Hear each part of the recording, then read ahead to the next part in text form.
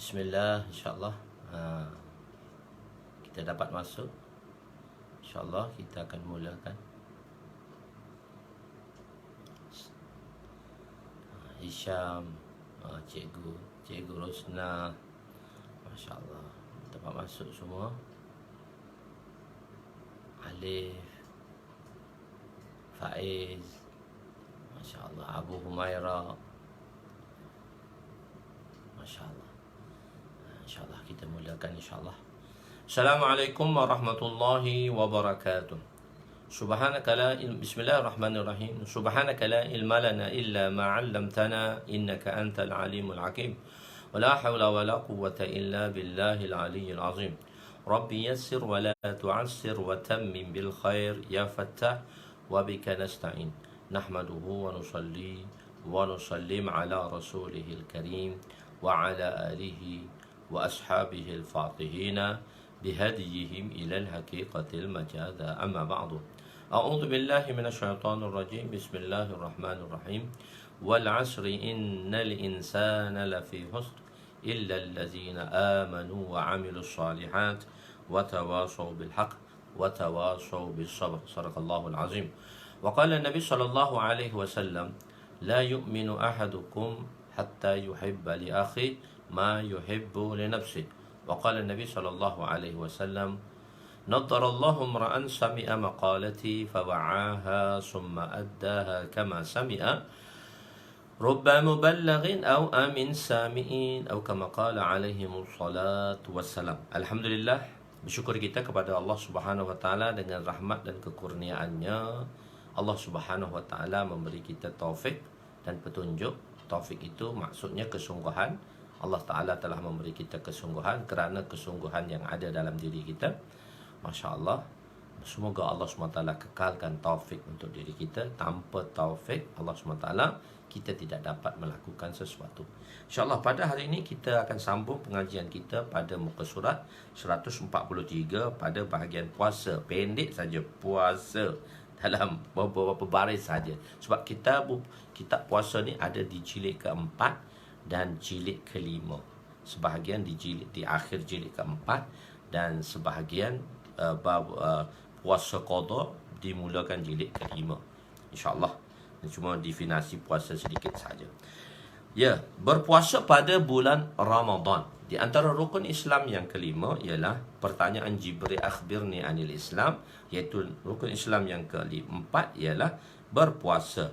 Puasa pada bulan Ramadan. Di sini tidak disebut puasa pada Ramadan. Tidak disebut perkataan bulan dalam hadis tadi. Ini bermakna memadai penyebutan Ramadan sahaja dan menunjukkan makna bulan Ramadan. Sebab bulan Ramadan ni bulan yang mana difardukan ke atas kita untuk berpuasa. Kutiba ya ayyuhallazina amanu kutiba alaikumus-siyam kama kutiba alal ladzina min qablikum la'allakum tattaqun. Dengan puasa ini akan menghasilkan takwa.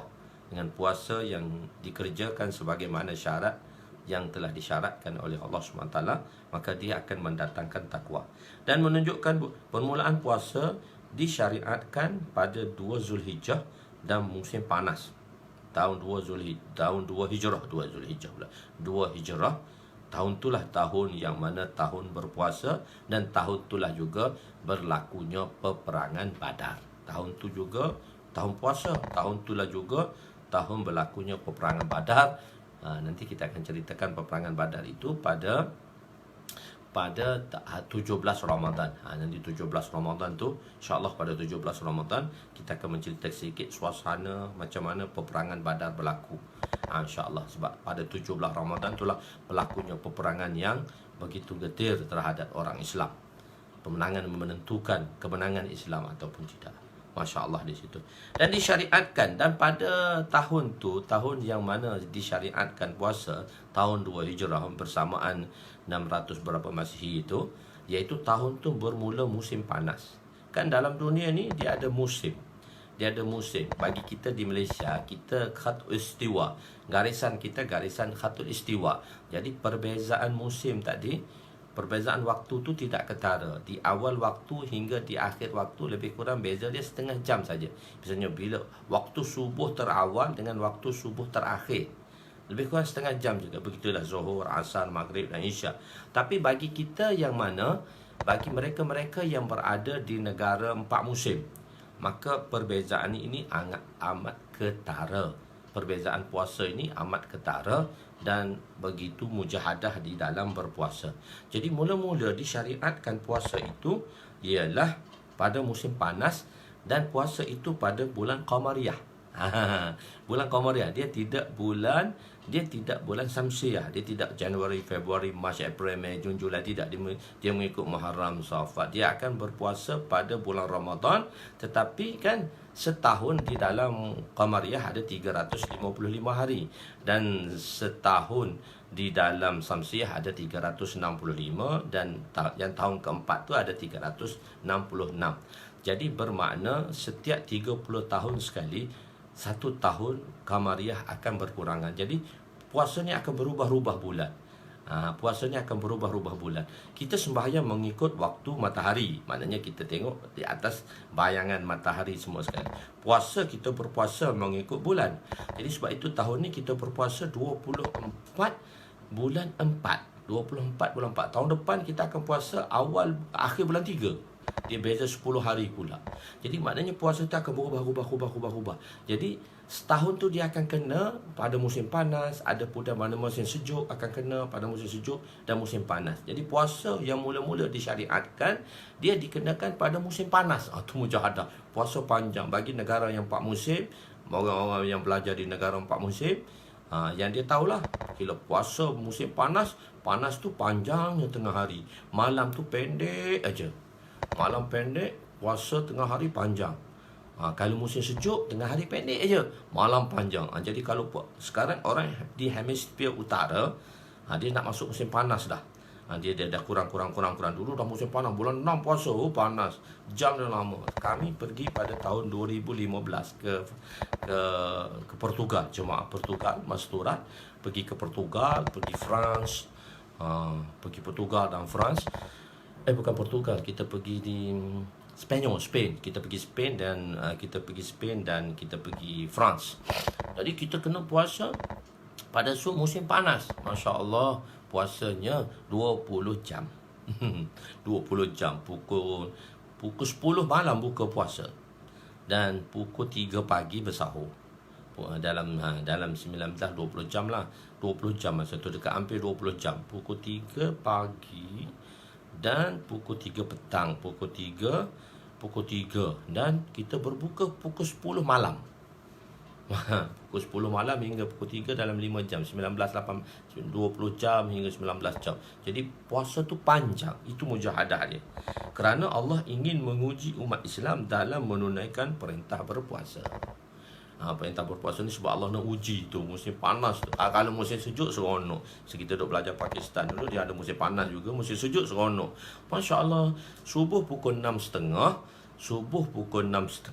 Selepas tu buka puasa pukul 4 lebih, sebelum pukul 5. Allah tak sampai 12 jam.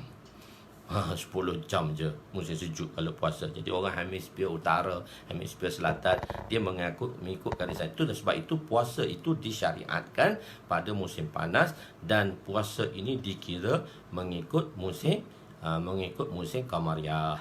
Kalau kita sembahyang, kita mengikut gerakan matahari. Maknanya matahari kita zawal macam mana, masuk zawal, masuk syuruk macam mana.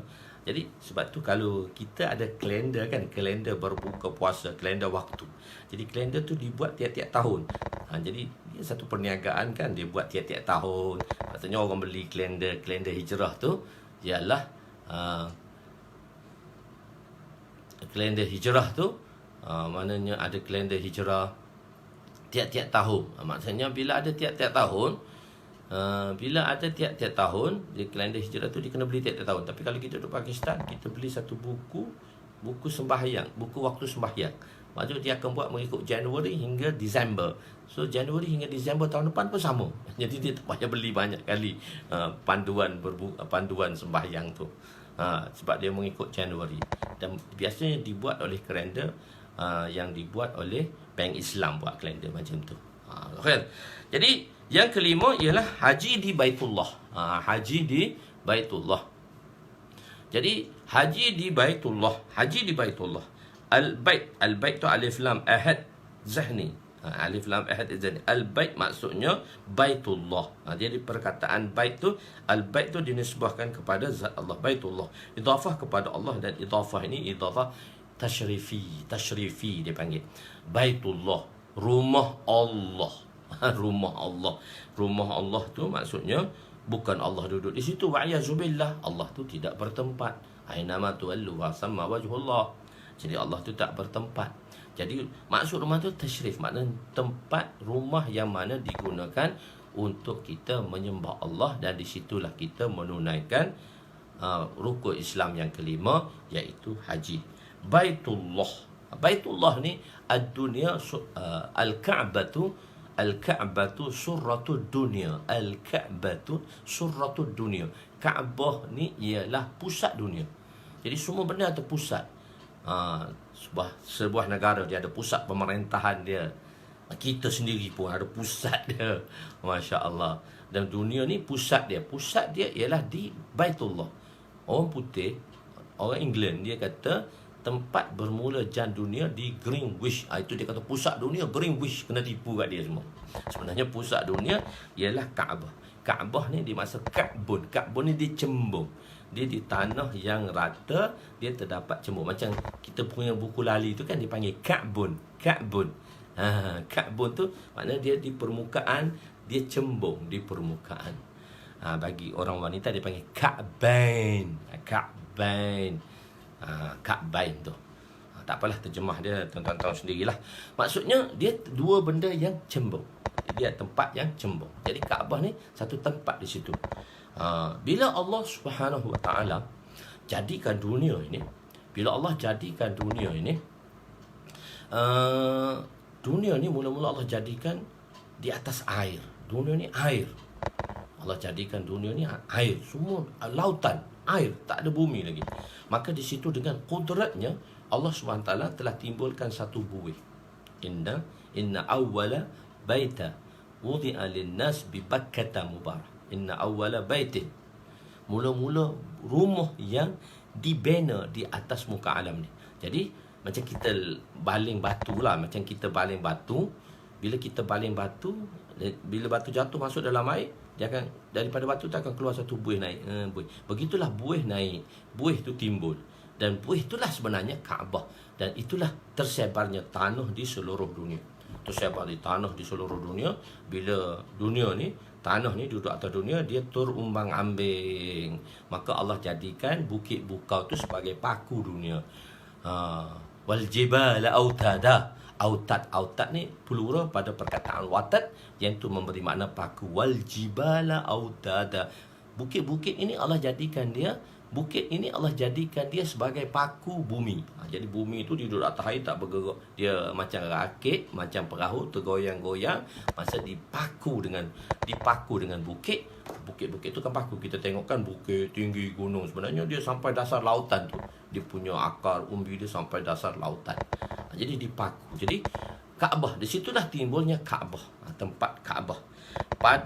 Jadi iradah. Jadi hajja yahajju, hajja yahujju. Dia mudha'af dan ba' nasara yang suruh. Mudha'af dan dia jenis dia aksam mudha'af, hajja, dan ba' dia nasara yang suruh. Hajja yahujju, iaitu iradah untuk pergi kepada beberapa tempat khusus pada hari yang dikhususkan. Pada 9 Zulhijjah, jemaah haji akan wukuf, dan pada hari kita pergi dah 8 lagi dah. Hari ke-8 tu kita dah pergi dah untuk wukuf. Sebab wukuf kita bermula 9 Zulhijjah. Di dalam hadis ada dinyatakan 9 Zulhijjah. Dan klimaks haji ialah Al-Hajju Arafah. Al-Hajju Arafah. Di tempat haji tu di Arafah. Kalau siapa dapat berwukuf di Arafah, maka dapatlah haji. Kalau bab haji ni Kitabul Manasik dalam jilid ke-6. Siap dah jilid ke-6 tu. Cuma saya tak cetak lagi sebab PKP tak dapat dicetakkan. Dah siap dah, komplit dah jilid 6. Untuk jilid 6 dia bab manasik, semua keseluruhan bab haji detail, dan bab muamalat, iaitu bab jual beli. dalam jilid ke-6, jilid ke-7 Kitabun Nikah.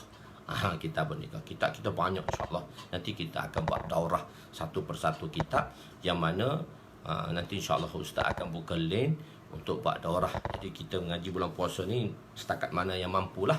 Lepas tu lepas raya nanti kita akan buat daurah insya-Allah. Kita akan buat daurah, siapa-siapa yang berminat boleh masuk link tu untuk daurah. Jadi boleh meneruskan. Ya, Ustaz ni buat daurah banyak di tempat-tempat masjid-masjid. Sekarang dah tak boleh pergi, tapi insya-Allah lepas ni kita akan bermulakan daurah. Walaupun dah boleh buka, insya-Allah kita akan mulakan daurah sebab ada daurah tempat-tempat yang Ustaz tak boleh sampai. Jadi insya-Allah kita buat daurah.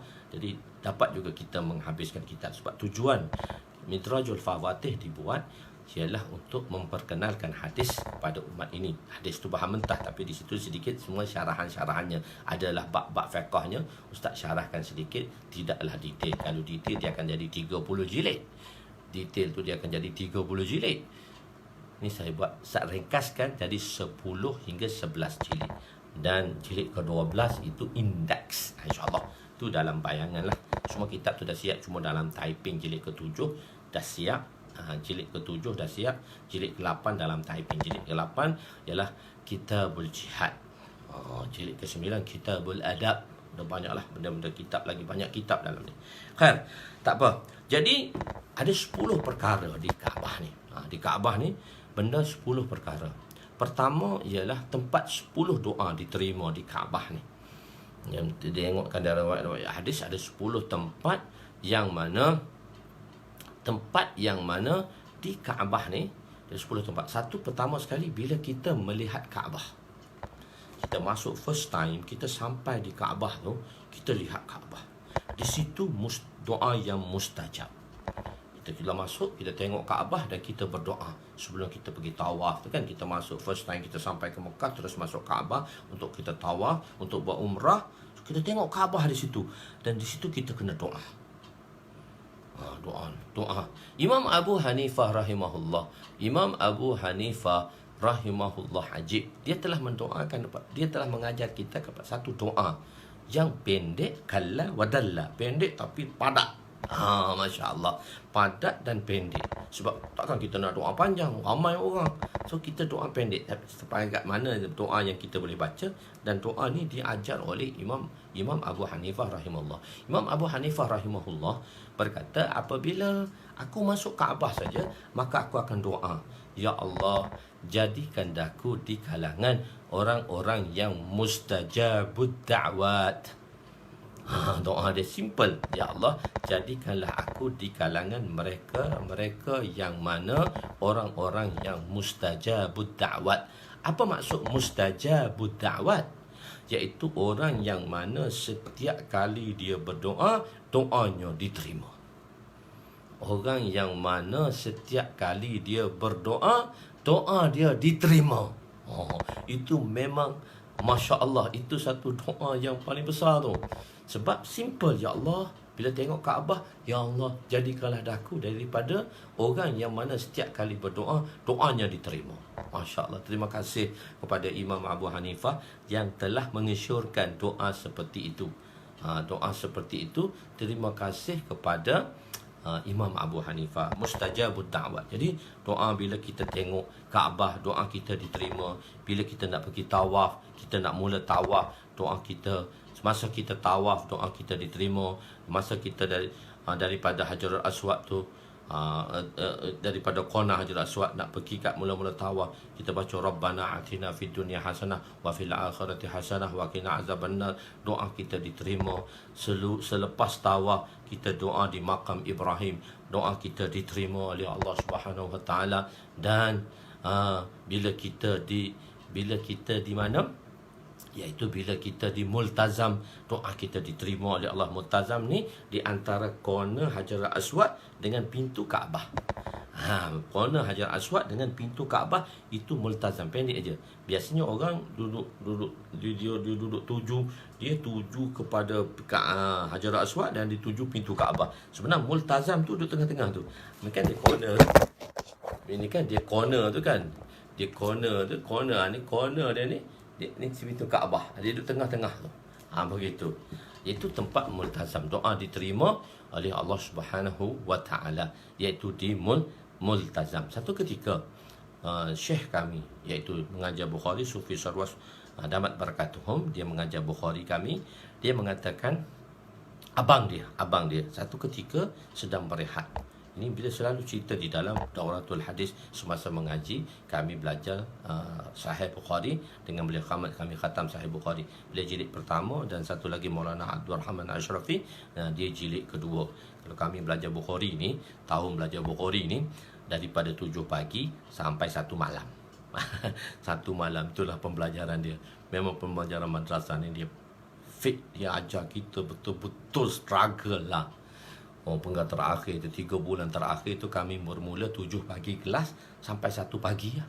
Bila kita keluar habis mengaji Bukhari tu, keluar Bukhari, habis pelajaran Bukhari, sambungan pelajaran Bukhari tu pada 1 pagi. Bila kami keluar 1 pagi, dia ada satu bunga tau. Di pagar madrasah tu ada satu bunga. Bunga tu nama dalam bahasa Urdu Ratkirani, Ratu Malam. Dia pokok tu dia melilit di pagar madrasah dan dia akan keluar bunga macam sunda malam lah. Macam kita kan pokok sunda malam. Dia wangi jam pukul 12 ke atas. Bukan hantu pun. Bukan hantu, macam dia wangi. Bila kita keluar belajar Bukhari tu, pukul 1 pagi lah. Pukul 1 pagi kita masuk dalam 10 malam.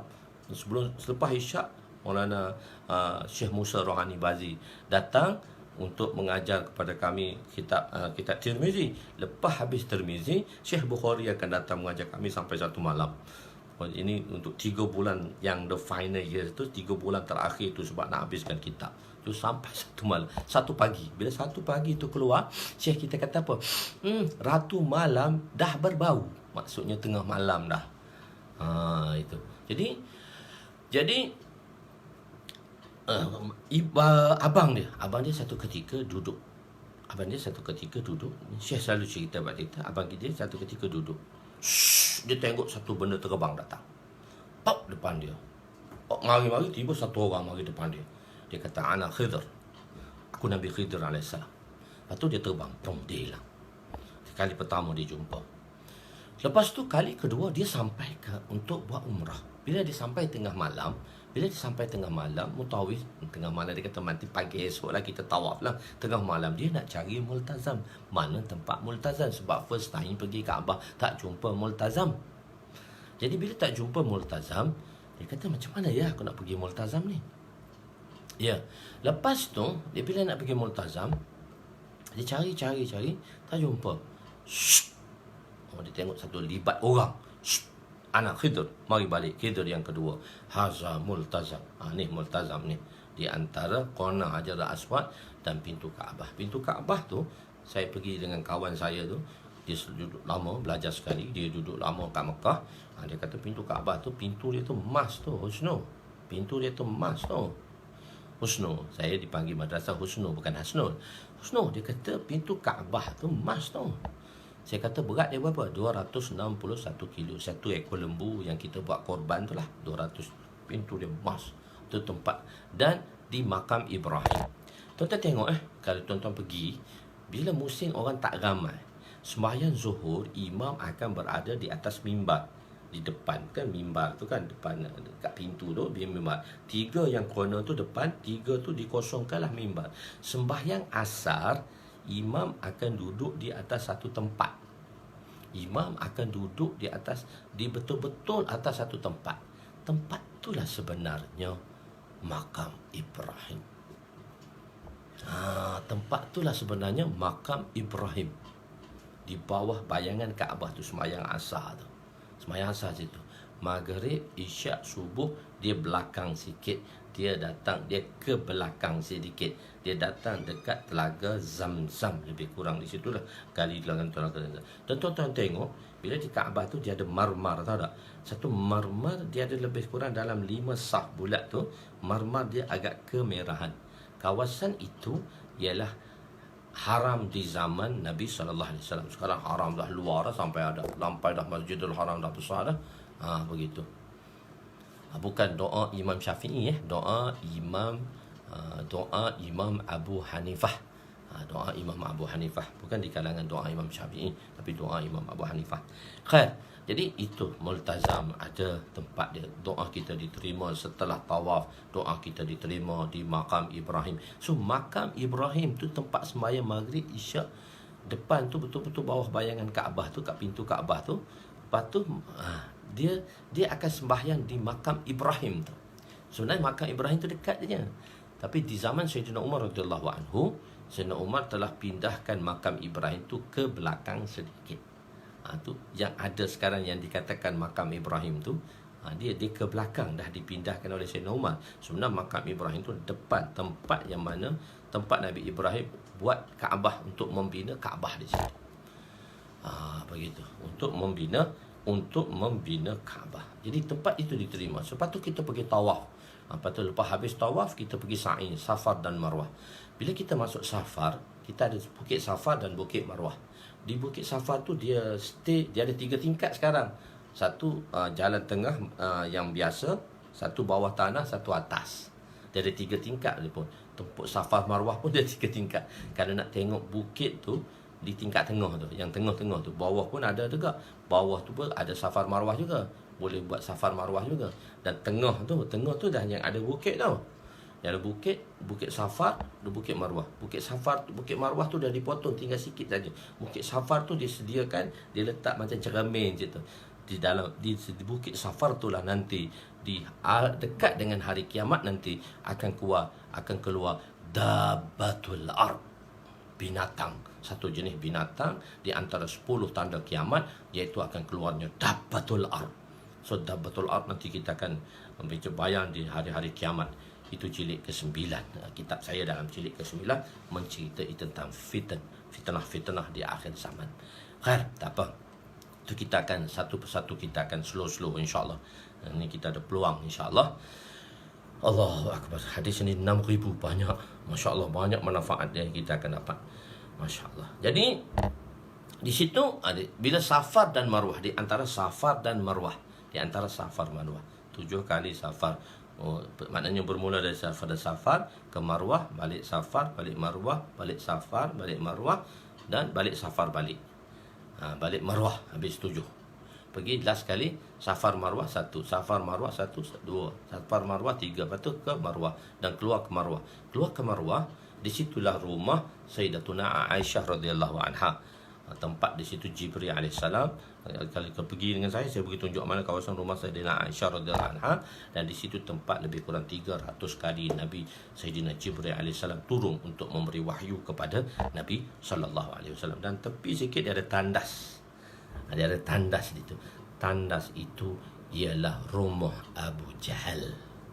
Dia buat tandas. Bila kita dekat Mekah kan, kawan-kawan kita kata kita nak jumpa mana? Kita kata jumpa rumah Abu Jahal. Dekat rumah Abu Jahal. Bila habis sa'i tu, kita akan keluar. Kita kata jumpa kat tandas tu, rumah Abu Jahal. So, rumah Abu Jahal tu jadikan tandas. Dan bangunan diraja, hotel diraja, itu ialah rumah Sayyidina Bilal radhiyallahu anhu. Dan Hotel Hilton sekarang ni, Hotel Hilton tu ialah rumah Sayyidina Abu Bakar radhiyallahu anhu. Dia ada jalan Hijrah, dia ada jalan Ibrahim, jalan Khalil. So Arab ni dia semua ada tanda-tanda semua. Cuma dia dah habiskan tu, cuma dia tinggalkan dengan nama saja. Jalan Hijrah.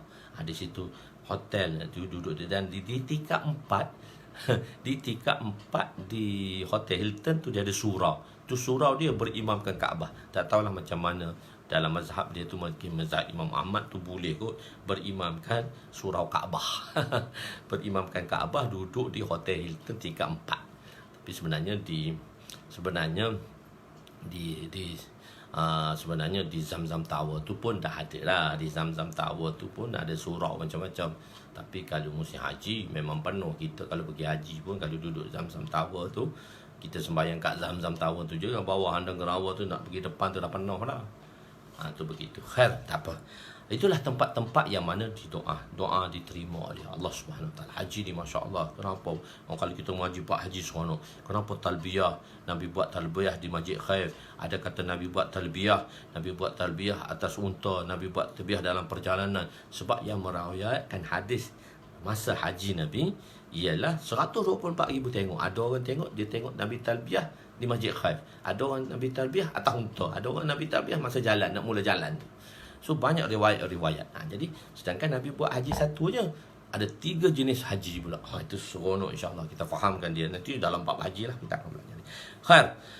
Maka selesailah tentang rukun. Jadi kekuatan. Jadi untuk pergi haji ni dia kena ada istita'ah. Istita'ah maksudnya ada 2. Itu di istita'ah, kekuatan dari segi maliyah. Maknanya harta, kita kena ada harta untuk kita pergi, maka wajib ke atas kita haji. Dan istita'ah dari segi jasmani. Kalau kita mampu jasmani. Jadi mengikut Imam Syafi'i, istita'ah dari segi harta pun dah cukup. Istita'ah dari segi harta pun sudah cukup, maka mewajibkan dia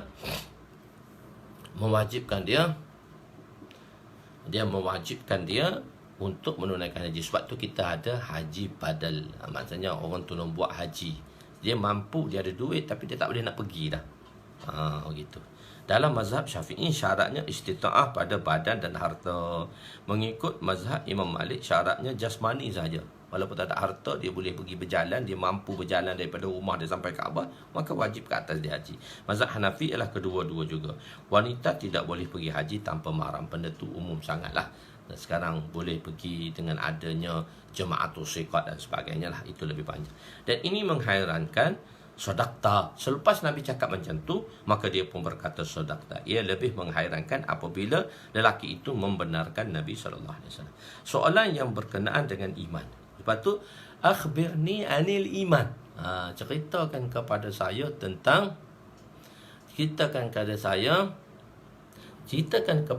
insya-Allah ni kita boleh pergi pula, insya-Allah. Kita pergi haji pula, insya-Allah. Kita ceritakan pada saya tentang iman. Iman ni bukan hakikat iman. Macam mana memiliki hakikat iman. Iman ni maksudnya ialah akhbirni,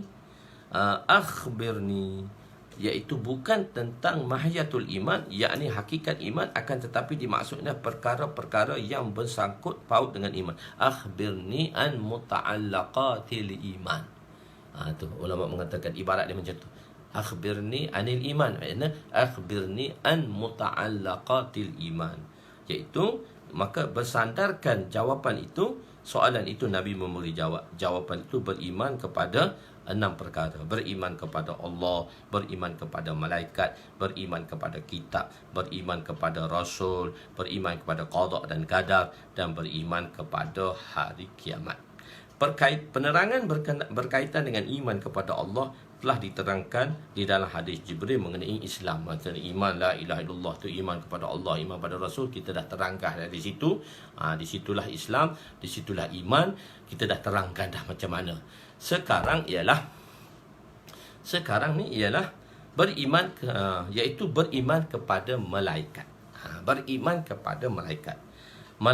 Malaikat ni asal daripada perkataan a'laka ya'liku ulukatan. Itu dia masdar. A'laka bermakna menyampaikan berita. Menyampaikan berita. Kalau seorang malakun. Kalau malaikat ni seorang malakun. Satu malaikat. Iaitu dia sebenarnya ada hamzah di situ. Hamzah dah ada huruf alif. Alif ni dia tak ada baris. Kalau hamzah ni dia ada baris.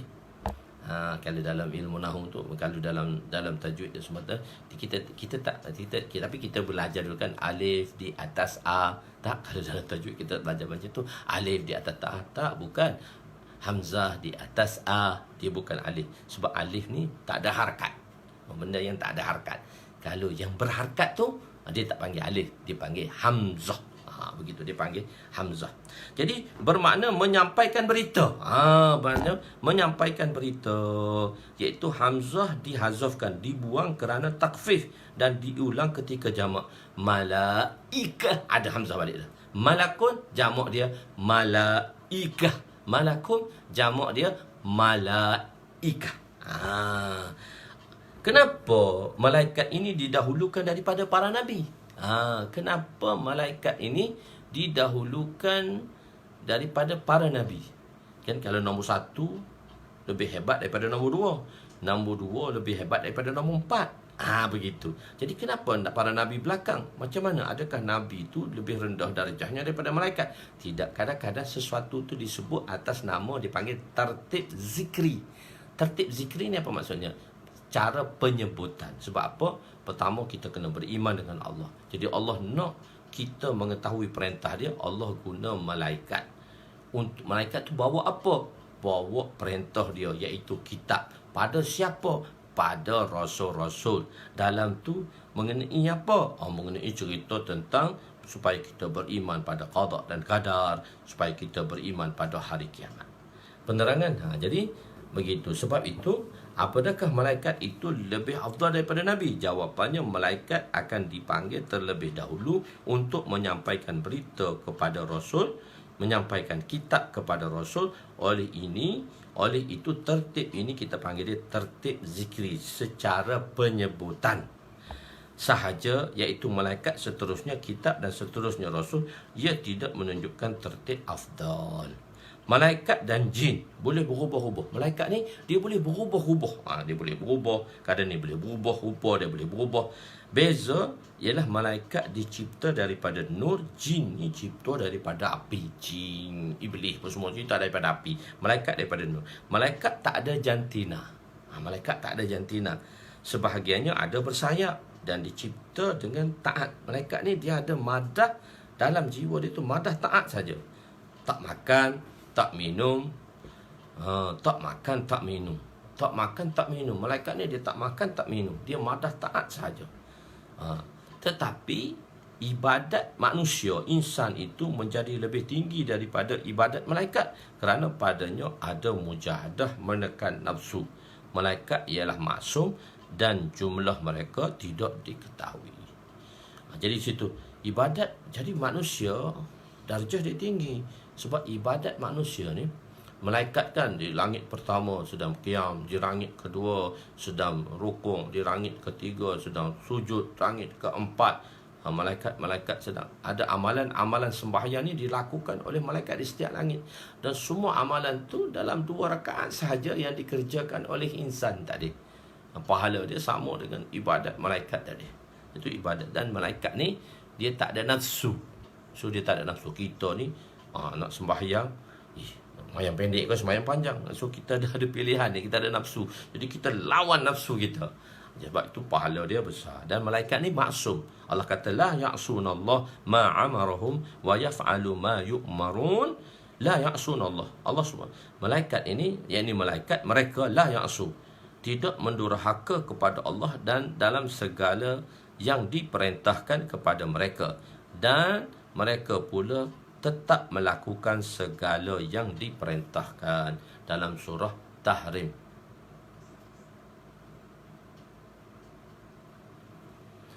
Begitu. Jadi perintah malaikat. Malaikat ni diperintahkan. Jadi kita nak tengok malaikat ni dia bertawaf.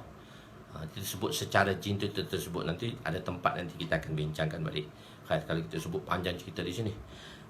Jadi malaikat ni di Baitul Ma'mur. Dia ada satu tempat di Baitul Ma'mur. Dia setentang dengan Kaabah. Ni Kaabah setentang dengan Kaabah di langit ke-7. Dia ada panggil Baitul Ma'mur. Baitul Ma'mur ni ialah dia setentang dengan Kaabah. Dia ada Baitul Ma'mur. Bila ada Baitul Ma'mur di situ, itulah tempat tawaf.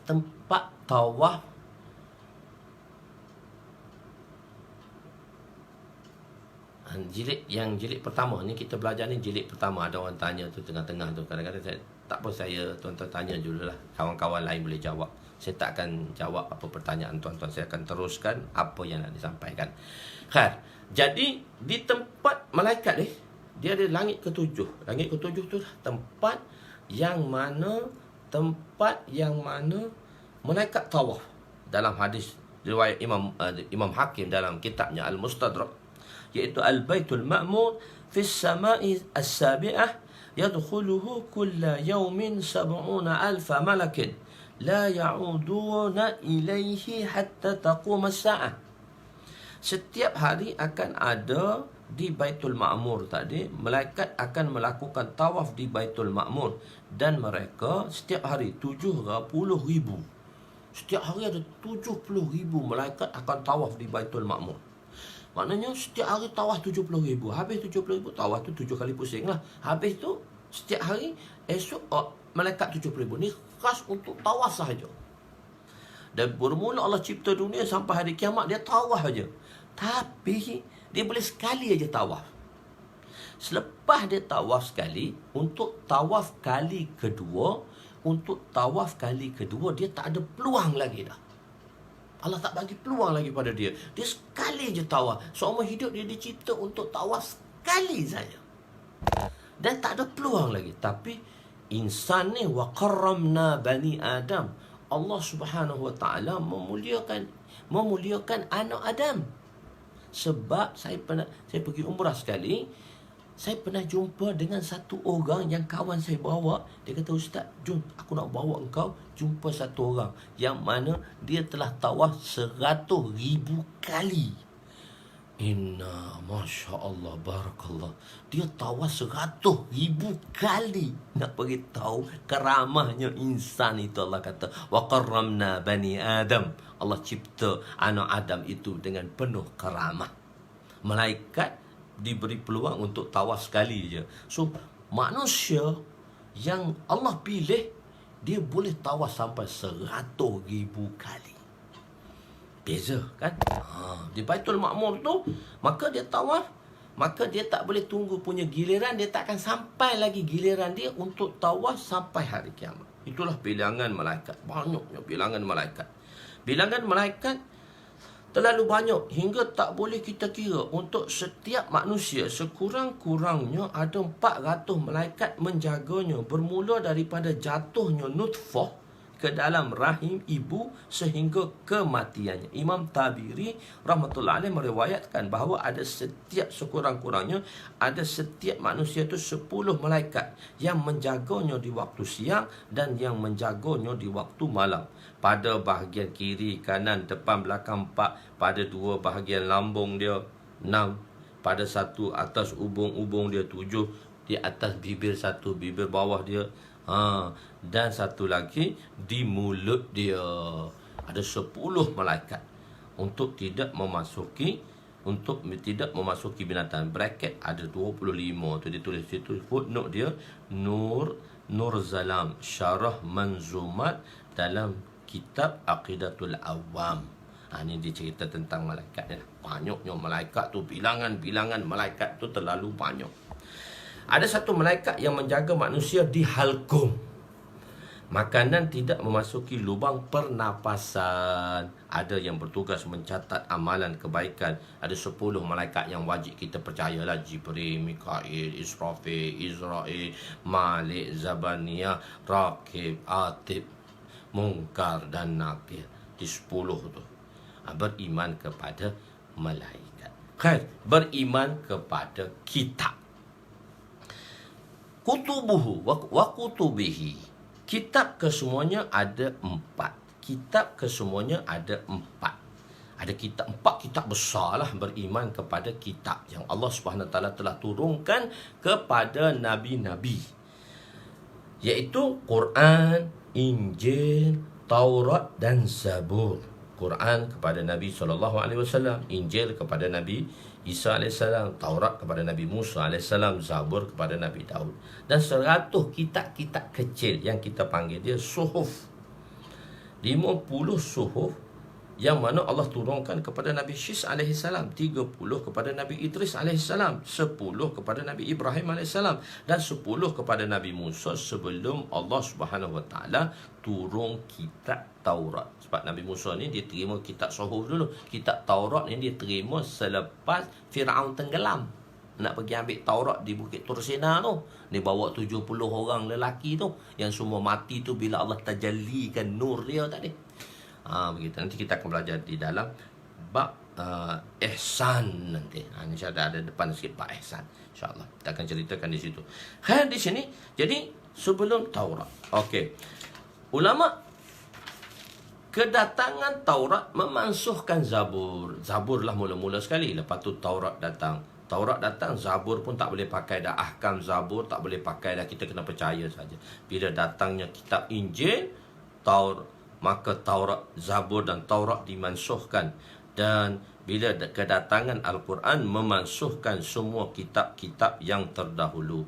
Injil dan sebagainya telah diterjemahkan daripada kitab asal, dan terjemahan ini telah diubah dan tidak boleh dipegang.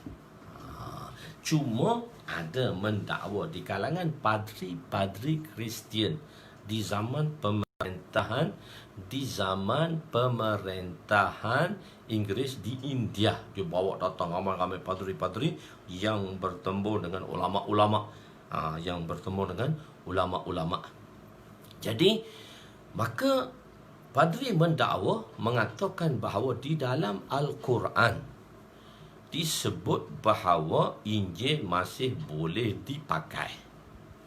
Injil masih boleh dipakai sampai sekarang, yang mana Al-Quran sendiri menceritakannya. Macam mana Al-Quran itu sendiri menceritakannya. Ya, ni Kristian dia dakwah. Dia bawa satu ayat surah Al-Hijr ayat 9. Inna nahnu nazzalna zikra wa inna lahu lahafizun. Ini dakwah dia. Dia kata di sini Injil masih boleh dipakai. Begitu, tengok. Dengar cakapan saya dulu.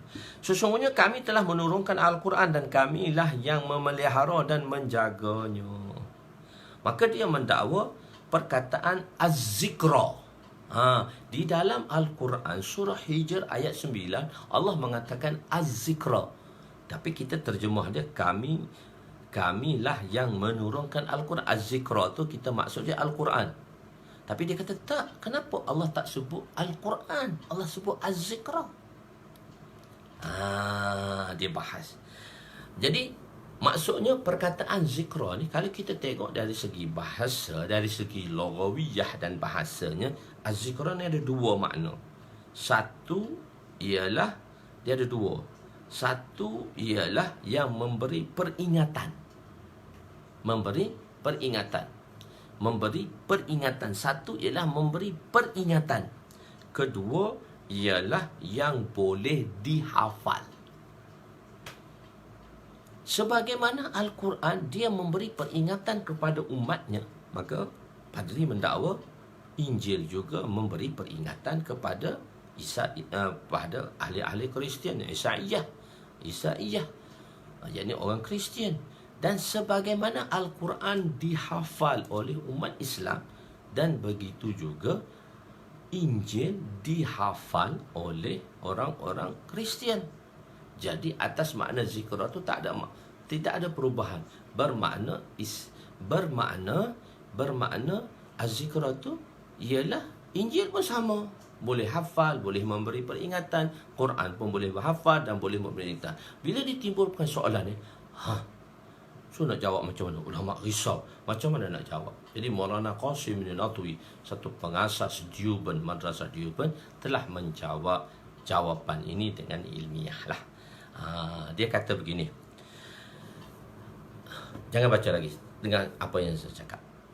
Dia kata sebelum perkataan az-zikra ada perkataan nazzalna. Sebelum perkataan az-zikra ada perkataan nazzalna. Nazzala, nazzala, nazzalu, nazzalat, nazzalata, nazzalna, nazzalta, nazzaltuma, nazzaltum, nazzalti, nazzaltuma, nazzaltunna, nazzaltu, nazzalna. Itu tasrih madhi dia. Nazzala. Okey, nazzala ni ialah daripada ba' taf'il. Fa'ala yuf'ilu taf'ilan. Nazzala yunazzilu tanzilan. Dia ba' taf'il. Kalau kita tengok dari segi bahasa Arab, sarafnya, ba' taf'il dia ada khasais ba'. Dia ada keistimewaan ba'. Misalnya contoh dia, ba' mufa'alah, dia ada keistimewaan dia. Daraba Zaidun Amran. Zaid telah memukul Amar. Daraba, ini bab nasara yang suruh. Daraba Zaidun Amran. Zaid telah memukul Amar. Tapi kalau kita nak membuat Zaid dan Ammar saling memukul satu sama lain, kita bawa ba' mufa'alah. Daraba, da. Tadi daraba, da ada alif. Daraba Zaidun Amran. Walaupun dia ada fa'il, ada maf'ul, tapi maksud dia Zaid dan Ammar saling memukul satu sama lain. Daraba Zaidun Amran, Zaid saja pukul Ammar, tapi daraba Zaidun Amran, Zaid dan Ammar ni saling pukul satu sama lain bila dia bertumbuk. Bila dia bergusti, dia saling pukul satu sama lain. Dia tak kata daraba, dia kata daraba. Jadi bab taf'il ni maksud dia tadrij. Tadrij ni sesuatu yang diturunkan secara berperingkat-peringkat. Tadrij ini ialah satu perkara yang diturunkan secara berperingkat-peringkat. Boleh faham? Al-Quran diturunkan daripada Lauh Mahfuz ke langit pertama. Al-Quran diturunkan daripada Lauh Mahfuz ke langit pertama. Di langit pertama, Quran nafsi. Quran nafsi, kalam nafsi, atau panjang kalam nafsi. Dan bila diturun ke langit kedua, ke langit pertama Baitul Izzah, maka dia dah jadi Quran lafzi. Dia ada dua, lafzi dan nafsi. Itu dalam akidah Mu'tazilah menafikan nafsi, dia hanya ada lafzi. Ya, itu ada perbezaan dia nanti. Jadi tak payah nak ceramuk lagi, kita dengar yang ni dulu. Jadi Quran diturunkan daripada langit pertama dan turun daripada Lauh Mahfuz, diturunkan daripada Lauh Mahfuz yang merupakan sifat Allah Subhanahu Wa Taala, yang mana daripada qadim. Quran tu qadim, yang perdebatan di antara Imam Ahmad dengan Mu'tazilah tu qadim dan hadis tu. Jadi qadim dia turun daripada langit daripada Lauh Mahfuz sampai ke langit pertama dalam bahasa Arab, yang mana ada huruf ijaiyah. Dah jadi lafzi dah. Dia ada lafzi, dia ada lafaz. Dalam bahasa Arab ada huruf ijaiyah, alif sampai ya. Alif sampai ya. Dia tu penurunan Al-Quran. Jadi Quran tu dah diturunkan dah. Di langit pertama tu sudah komplit dah sebuah Quran. Dari langit pertama tu dah komplit dah sebuah Quran. Cuma tak ada surah dan tak ada surah lagi. Surah dah ada, tak ada lagi juzuk. Tak ada juzuk. Juzuk tu disusun kembali atas dasar dipanggil ijtihadi dan tauqif Nabi. Dia ada dua. Sebab penyusun dia tu tauqif Nabi atau atas ijtihadi sahabat. Disusun balik. Sebab turunnya Quran. Jadi bila Quran tadi dia berada di langit pertama, pertama tu komplit dah, surah dah ada, ayat dah ada. Sebab tu Jibril datang, Jibril kata ni surah ni, ayat ni surah ni, ayat ni. Quran diturunkan dalam masa 23 tahun daripada langit pertama ke dunia dalam mengambil masa 23 tahun, iaitu zaman nubuah Rasulullah sallallahu alaihi wasallam. Ayat yang pertama turun ialah Iqra. Ayat yang terakhir dikatakan ayat Al-Yawma Akmaltu Lakum. Tapi kita dapati sekarang Quran dimulai dengan surah Fatihah, Baqarah, diakhiri dengan surah An-Nas. Sebab susunan tu dia panggil tauqifi dan dia panggil ijtihadi di kalangan sahabat. Okey. Jadi cara penyusunan. Jadi turun ayat, Jibril datang, ayat ni, dia beritahu ayat ni. Satu, Nabi SAW dia ada katib Al-Quran, dia ada departmen Al-Quran yang diketuai oleh Zaid bin Sabit, dan bersama dengan dia punya departmen dia 14 orang. Penulis wahyu ni zaman Nabi SAW ada 14 orang. Yang ketuanya Zaid bin Sabit. Ketua dia adalah Zaid bin Sabit. Okey. Jadi Nabi kata panggil Zaid akan tulis apa dia di lembaran tamar, lembaran kulit tamar. Tidak lagi dikumpul dalam sebuah mashaf, iaitu yang didapati sekarang dalam sebuah kitab, atau kita panggil dia mashaf. Jadi bila Quran tu diturunkan, itulah dalam masa 23 tahun. Injil diturunkan sekaligus. Zabur, Taurat diturunkan sekaligus. Jadi perkataan nazzalna tidak membenarkan az-zikra itu kepada makna Injil. Sebab perkataan nazalna tu tadrij, iaitu diturunkan secara selama 23 tahun daripada langit pertama hingga ke dunia. Okey. Dakwa dalam perkataan az-zikra memberi makna dua, iaitu memberi makna peringatan, dan kedua juga boleh dihafal. Sebagaimana Al-Quran memberi peringatan dan boleh dihafal, jadi perkataan zikra boleh dimaksudkan juga kepada Al-Quran dan Injil. Itu dakwanya, iaitu dakwanya Kristian. Maka jawapan yang diberikan di sini oleh satu orang ulama pada masa itu, iaitu yang bernama Maulana Qasim Nanatwi rahmatullahi alaih, pengasas Darul Ulum Deoband di India. Perkataan, jawapannya apa dia? Perkataan, saya dah terangkan dan baca sini mudah. Perkataan nazalna di hadapan az-zikra. Nazalna ialah daripada bab taf'il, dan keistimewaan bab ini memberi makna tadrij. Simple nak terang sini, pendek tadi. Terang dah panjang ni, baca dia pendek aja. Memberi makna tadrij, iaitu sesuatu yang diturunkan secara berperingkat-peringkat. Kesemua kitab Injil selain daripada kesemua kitab, termasuk Injil selain Al-Quran, diturunkan sebuah mashah yang lengkap.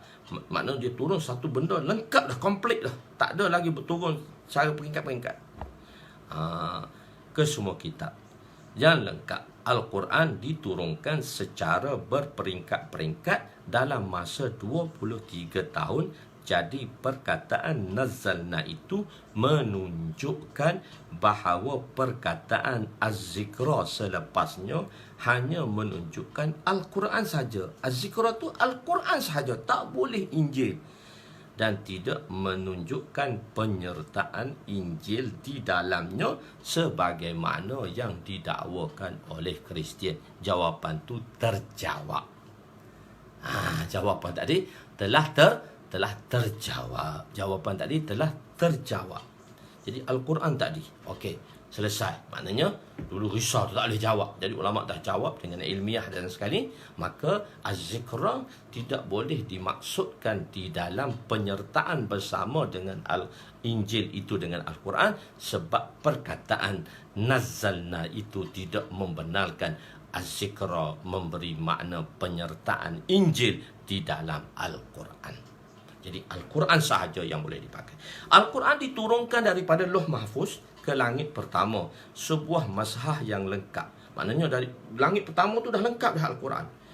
Kemudian daripada langit pertama ke dunia diturunkan selama tempoh tersebut, iaitu 23 tahun. Apabila Al-Quran diturunkan, Jibril akan datang menyebut kepada Nabi bahawa ayat ini daripada surah ini dan seterusnya.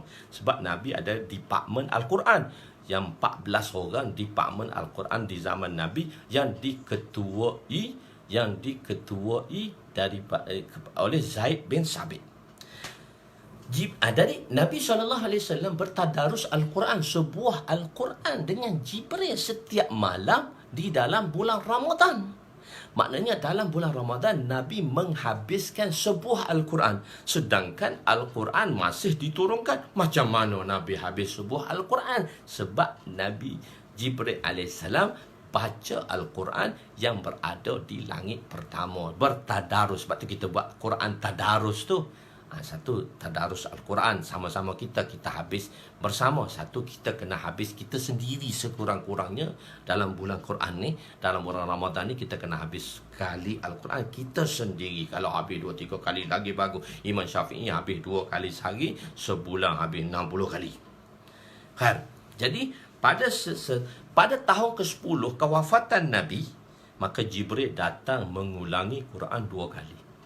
Pada tahun 10 Hijrah tu, tahun puasa 10 Hijrah tu, lepas puasa tu buat haji, dan selepas tu haji terakhir masuk Muharram tahun ke-11, Muharram, Safar, Rabiul Awal, Rasulullah sallallahu alaihi wasallam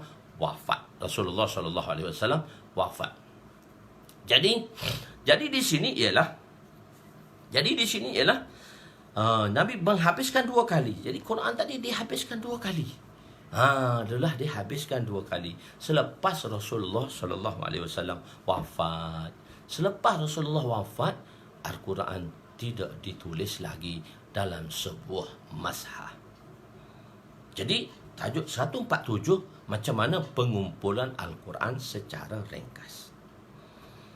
Okey, Al-Quran dikumpulkan dalam sebuah mashaf pada pertama kalinya pada zaman Sayyidina Abu Bakar. Zaman Abu Bakar. Sebab Sayyidina Abu Bakar, di zaman Sayyidina Abu Bakar berlakunya apabila Sayyidina Abu Bakar radhiyallahu anhu memegang pucuk pimpinan selepas Rasulullah sallallahu alaihi wasallam wafat sebagai Khalifatul Rasul. Abu Bakar dia tidak nama Amirul Mukminin lagi. Gelaran Amirul Mukminin telah kita jelaskan sebelum ni. Dia nama Khalifatul Abu Bakar. Khalifatul Rasul iaitu Abu Bakar, Sayyidina Abu Bakar radhiyallahu anhu. Jadi Sayyidina Abu Bakar memegang pucuk pimpinan. Oleh kerana selepas Rasulullah sallallahu alaihi wasallam wafat, ramai mereka-mereka yang murtad. Di kalangan mereka juga mengaku nabi palsu, ialah Musallamatul Kazzab, sahibul Yamamah, orang penduduk Yamamah, iaitu dipanggil peperangan pertama setelah Abu Bakar. Sayyidina Abu Bakar mengambil pucuk pimpinan, pertama sekali yang berperangnya ialah pertama sekali peperangan Yamamah. Dalam peperangan Yamamah, ramai para hufaz meninggal. Lebih kurang 500 penghafal Al-Quran, hufaz Al-Quran meninggal. Jadi Sayyidina Umar risau. Jadi cadangan ini telah diajukan oleh Sayyidina Umar radhiyallahu anhu kepada Sayyidina Abu Bakar setelah berlakunya peperangan Yamamah yang menyebabkan ramai para hufaz. Peperangan Yamamah ialah peperangan yang dihadapi oleh umat Islam setelah kewafatan Nabi di zaman Khalifah Abu Bakar menentang Musallamatul Kazzab. Itu bawah dia footnote sedikit. Kan? Jadi pada mulanya Sayyidina Umar kata, kita kena tulis ni Quran ni, kita kena tulis. Kita kena tulis ni, kita kena mashafkan dia, kita kena tulis. Maka Sayyidina Abu Bakar pada peringkat awal tak boleh. Dia kata, mana boleh buat, hak Nabi tak buat, aku nak buat. Bid'ah tu. Sama sekarang habis tak ada Nabi semua bid'ah mereka. Sebab dia kata bid'ah semua dalalah. Nanti kita akan belajar bab bid'ah di bab yang kelima, iaitu bab berpegang dalam Kitabul Iman, bab berpegang kitab dan sunnah. Di situ kita akan definisikan bid'ah. Bid'ah ada 3 jenis bid'ah. Bid'ah di segi bahasa lughawiyah, bid'ah di segi di segi istilahiyah, dan bid'ah dari segi amaliyah. Bid'ah dari segi bahasa dia ada 5 pula. Bid'ah wajib, bid'ah sunat, bid'ah harus, bid'ah makruh, bid'ah haram. Itu dalam lughawiyah, dan bid'ah dalam istilahiyah, dan bid'ah dalam amaliyah. Dia banyak pula. Tak semua bid'ah tu sesat, salah. Tak semua bid'ah tu sesat. Jadi bila hukum bid'ah, kullu dalalatin wa kullu dalalatin finnar, bid'atun wa kullu dalalatin finnar. Nanti kita akan terangkan di dalam bab berpegang teguh kepada Al-Quran dan Sunnah, dalam bab kelima dalam Kitabul Iman nanti, insyaAllah. Khair. Jadi Abu Bakar kata tak boleh, mana boleh buat macam tu.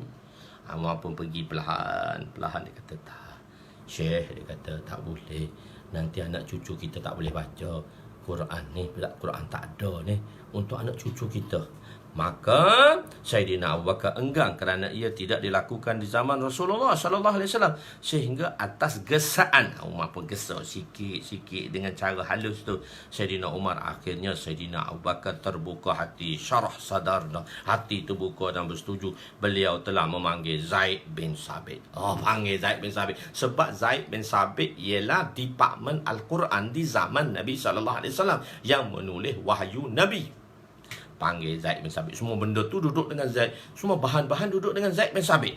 Panggil Zaid bin Sabit untuk mengumpulkan Al-Quran dalam sebuah mashaf.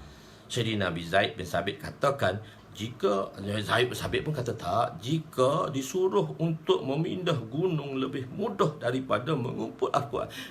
Aku tak boleh buat kerja ni, susah, dia kata. Nabi tak buat, nak suruh kumpul dalam sebuah Quran, mana boleh. Oleh itu Sayyidina Abu Bakar, tapi Sayyidina Abu Bakar perintah juga, maka Zaid bin Sabit pun buat. Oleh sebab itu Sayyidina Abu Bakar digelar Jami'ul Quran Awal, pengumpul Al-Quran yang pertama. Jadi pengumpul Al-Quran kedua zaman Sayyidina Uthman. Orang Arab, dia ada 7 lughah, dia ada 7 dialek. Jadi Al-Quran diturunkan dengan lughah Quraisy. Orang Hawazim, orang orang Tamim, orang Yaman. Banyak yang Arab ni dia tak boleh baca dengan dialek Quraisy. Dia kena baca dialek dia. Sebab itu di zaman Nabi, walaupun Al-Quran diturunkan dengan lughah Quraisy, tapi dibenarkan membaca oleh Nabi dengan 7 lughah. Dia panggil sab'atul huruf. 7 lughah. Ni dalam Kitabul Ilmu saya ceritakan. Buka muka surat 526. Buka. Sebab tu kena ada kitab depan mudah. Muka surat 526. 526. Hadis kan 238. Buka muka surat 526 Kitabul Ilmu, hadis kan 238 bracket 41 dalam Kitabul Ilmu. Okey. Al-Quran diturunkan dengan 7 lughah. An Ibn Mas'ud radhiyallahu anhu qala Rasul sallallahu alaihi wasallam unzila al-Qur'anu ala 7 ahrufin likulli ayatin minha dhahrun wa batnun likulli haddun mutla'un, rawahu fi syarh sunnah. Sayyidina Ibn Mas'ud radhiyallahu anhu meriwayatkan bahawa Rasulullah sallallahu alaihi wasallam bersabda, Al-Quran itu diturunkan dengan 7 huruf. Bagi setiap ayat terdapat makna zahir dan batin, dan bagi setiap ada hadis syar'i. Hadis syar'i ada penjelasannya. Okey. Jadi 7 huruf ni ulama telah mentafsir. Sebahagian mengatakan maksudnya 7 benua. Al-Quran ditujuh 7 huruf, 7 benua. Dalam dunia ada 7 benua. Seluruh dunia lah Al-Quran. Untuk seluruh dunia. Ataupun dalam terdapatnya 7 ahkam. Ahkam fardu, wajib, sunat, haram, mustahab, semua ada ahkam. Makruh, haram, ada 7. Ketiga ialah tafsir masyhur. Iaitu ketiga ialah 7 bahasa Arab. Bahasa Arab mempunyai dialek bahasa yang tertentu. Setiap kabilah mempunyai dialek yang berbeza. Macam kita lah, orang Kelantan, orang Ganu, orang Utara, Ike, orang Kelantan kata. Ganu kata ikang. Jadi bahasa dia beza-beza. Jadi dialek dia masing-masing. Okey. Jadi 7 lughah yang dimaksudkan itu Quraisy. Quran diturunkan dengan Quraisy lah. Quraisy, Huzair, Saqif, Hawazim, Tamim dan Yaman. Ini ialah qaulil rajih.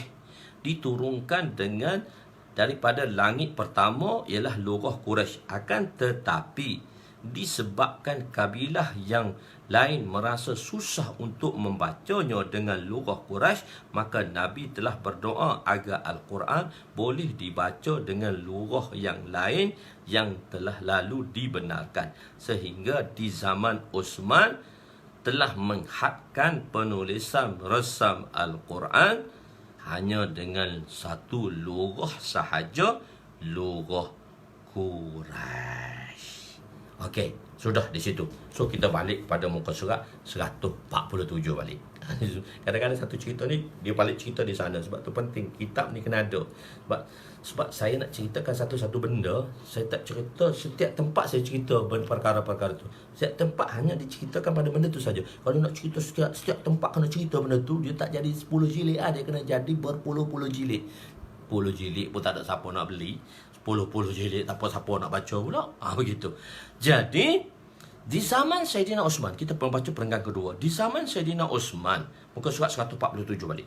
Di zaman Sayyidina Uthman, Islam telah tersebar dan ramai orang ajam telah memeluk Islam. Dah lah orang Arab bolak banyak bahasa orang ajam. Dia kata aku nak baca Quraisy, aku nak baca Huzair, aku nak baca Tamim, aku nak baca ni, dia kata. Begitu. Jadi orang Islam, orang ajam, Arab dan ajam. Orang Arab ni dia nakal. Kenapa dia nakal? Orang Arab ni dia nakal. Kenapa dia nakal? Orang Arab dia panggil kita orang ajam. Ujmah. Ujmah ni maksudnya bisu dan tuli. Puak-puak bisu, puak-puak tuli, dia kata. Kaum bisu dan tuli. Orang Arab ni dia nakal. Dia kata kita ni orang bisu dan tuli. Tak boleh. Orang tak ada bahasa. Bahasa sebenarnya bahasa Arab. Masya Allah.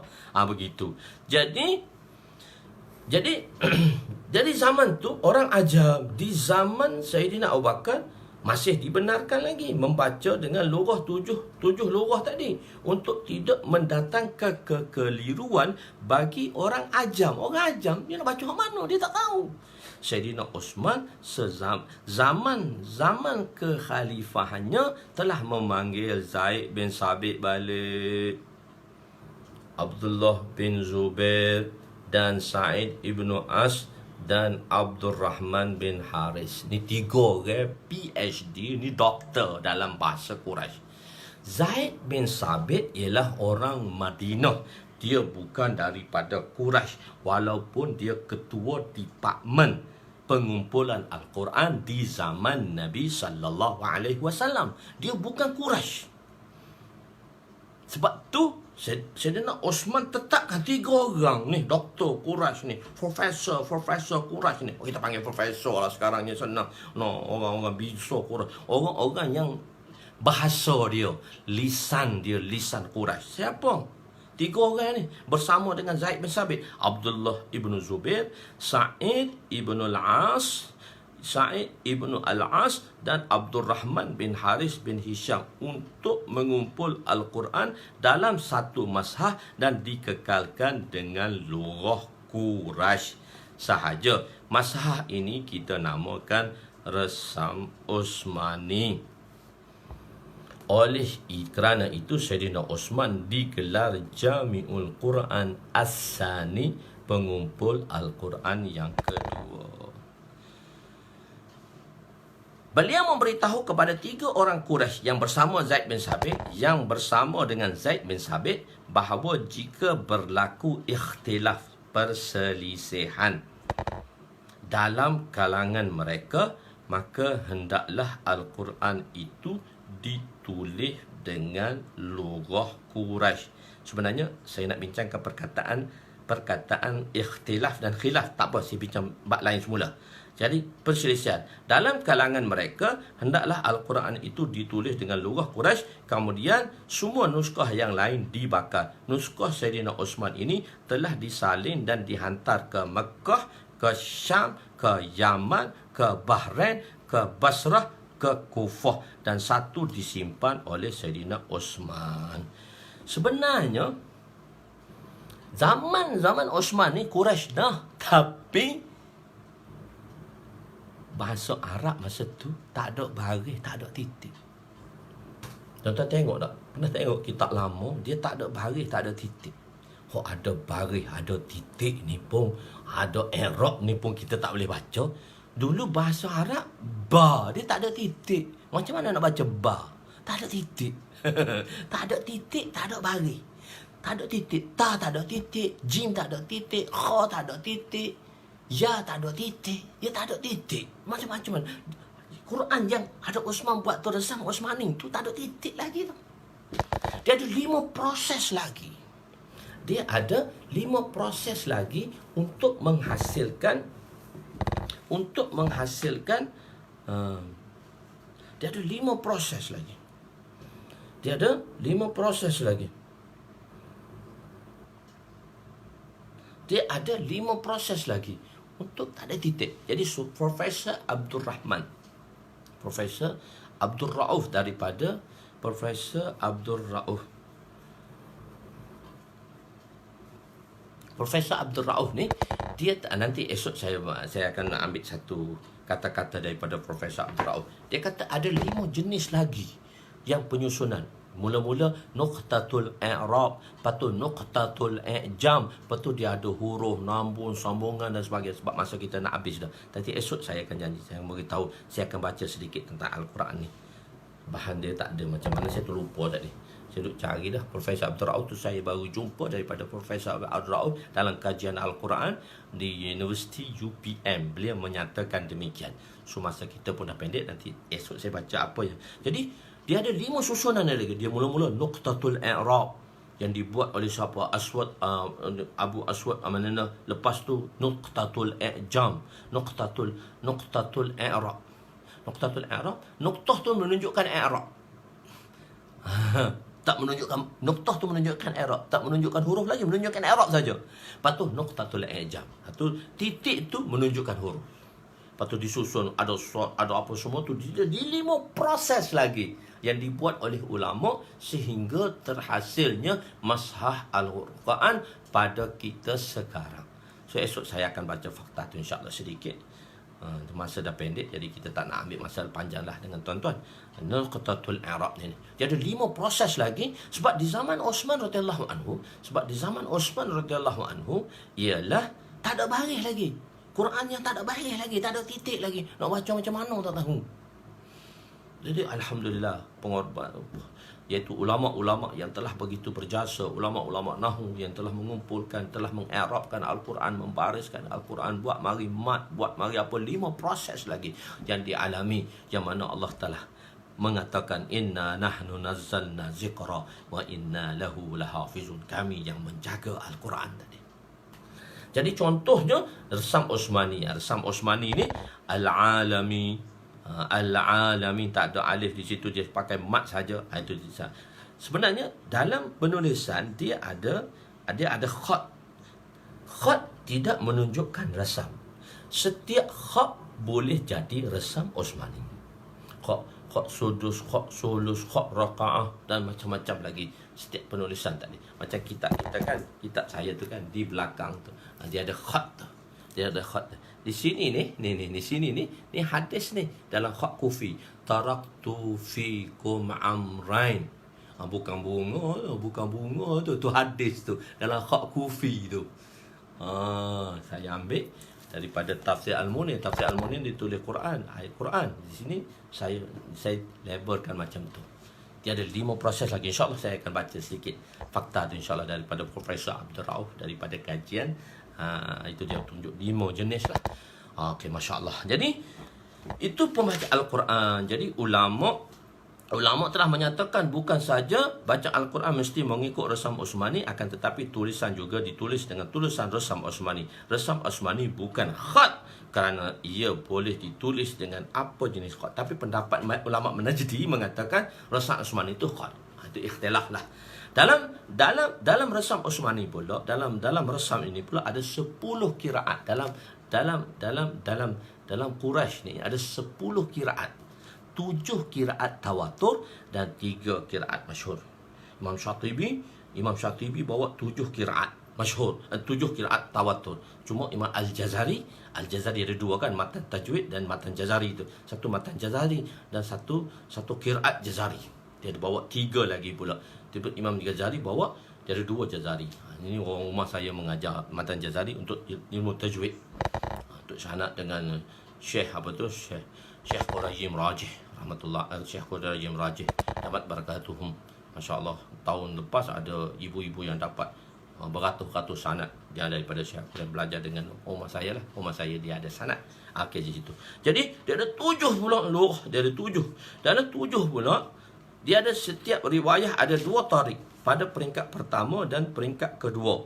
Jadi keseluruhannya kiraat ada 80 kiraat dalam Quraisy ni.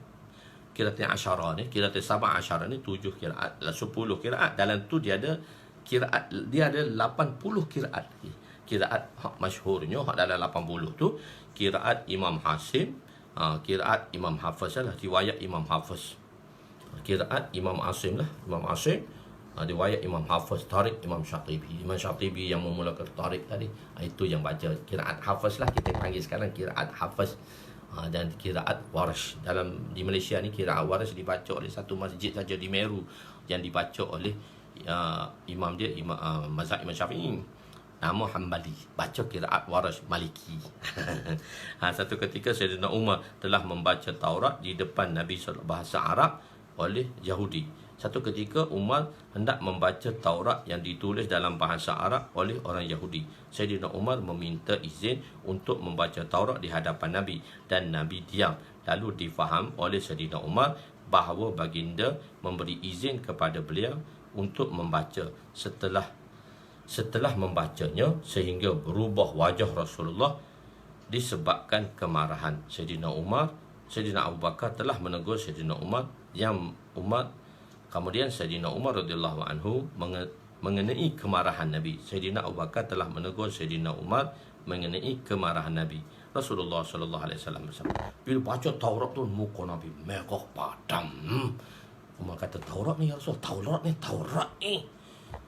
Nabi diam. Umar ingat Nabi bagi. Dia pun baca, muka Nabi merah padam, marah Nabi. Umar berkata, Radhi Abu Bakar, buat macam Umar, tengok muka Nabi tu.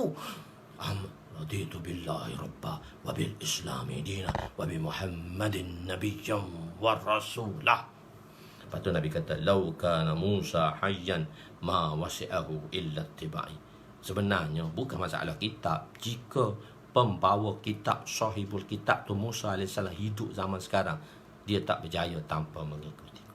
Wallahu a'lam. InsyaAllah kita sambung esok sedikit lagi tentang Al-Quran yang dibawakan di situ disebab 5 proses lagi untuk membaca Al-Quran. Semoga Allah SWT bagi taufik kepada kita untuk mengamalkannya. Bismillahirrahmanirrahim. Ya awal al-awwalin wa ya akhir al-akhirin wa ya zal quwwatil matin wa ya rahimal masakin wa ya arhamar rahimin. Allahumma ighfir lana dhunubana wa wasi' lana khalaqana wa tajib lana kasabana wa kanni'na bima razaqtana wa la tuzhib talabana ila syai'in sarraftahu anna. Ya Allah, ya Tuhan kami, ampunilah dosa kami, dosa kedua ibu bapa kami, dosa mertua kami, abang kami, kakak kami, adik kami, jiran tetangga kami, sahabat handai kami, warah kami, datuk nenek kami, asatizah kami, guru-guru kami, talamizah kami, anak-anak murid kami, anak isteri kami dan seluruh umat muslimah. Ya Allah, ya Allah, ya Allah, ya Allah, tunaikanlah hajat bagi mereka yang berhajat. Ya Allah, ada mereka yang mana memohon doa untuk daripada kami untuk mereka, ya Allah, dan siapa saja yang memohon daripada kami terhadap kami, ya Allah, dan ya Allah memohon untuk keperluan mereka, ya Allah, Engkau sahaja yang dapat menunaikan segala jawas hajat mereka. Tunaikanlah hajat-hajat kami, ya Allah, tunaikanlah hajat-hajat kami, ya Allah, Engkau sahaja yang boleh menunaikan hajat kami, ya Allah. Ya Allah, padamu, ya Allah, kami menyembah, ya Allah, padamu lah kami meminta pertolongan, ya Allah. Ya Allah, ya Allah, tolonglah kami, ya Allah, dan khususnya, ya Allah, penyakit COVID-19 ni hindarilah, ya Allah, daripada dunia ini secepat mungkin, ya Allah, supaya kami dapat hidup dengan tenteram, aman, damai. Ya Allah, mungkin ia disebabkan dengan sebab dosa-dosa kami, ya Allah, maka ampunilah kami, ya Allah. Kami menyesali terhadap dosa-dosa kami, ya Allah. Kami berjanji tidak akan buat lagi, ya Allah, dan tidak akan mengulanginya lagi, dan aku akan datang kami bercita-cita untuk tidak melakukannya. Rabbana atina fid dunya hasanah wa fil akhirati hasanah wa qina azabannar. Wa sallallahu ala sayyidina Muhammadin wa ala alihi wa sahbihi ajma'in. Walhamdulillahirabbil alamin. Taqabbalallahu minna wa minkum.